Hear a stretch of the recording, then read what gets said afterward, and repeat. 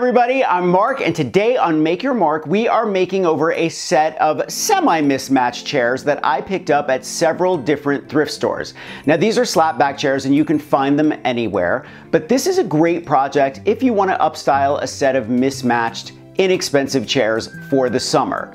And we're doing this project with the help of our friends at Fairfield World, who were kind enough to send me some foam and batting for this project. Now before I forget, thumbs up if you like this video and leave me a comment if you have a question about this project or you just want to say hello. And you know how much I love it when you stop by and say hello. Are you ready?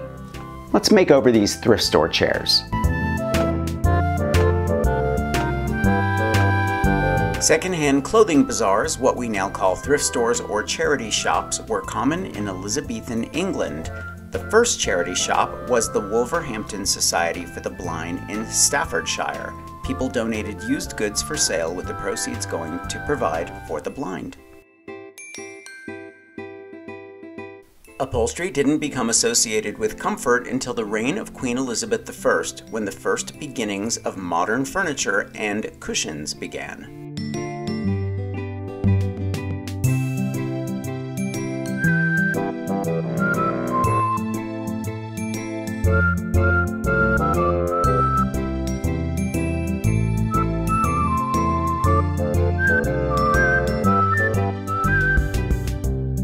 Just as archaeologists discovered outdoor wicker furniture in ancient Egypt, they also uncovered formal garden designs in Pompeii with outdoor furniture in the form of stone benches.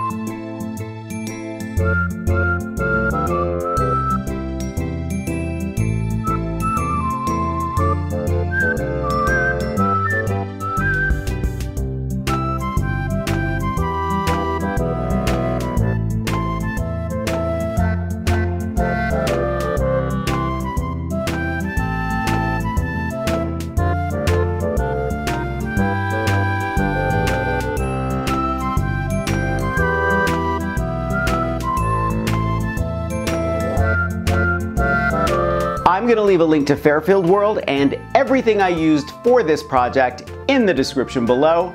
Thumbs up if you like this video, leave me a comment and I will get back to you. Subscribe to my channel if you haven't already and press that notification bell so that you know I have a new video. Grab any one of my craft books for inspiration. I think you'll like the Big Ass Book of Home Decor, and I will see you next week. Bye.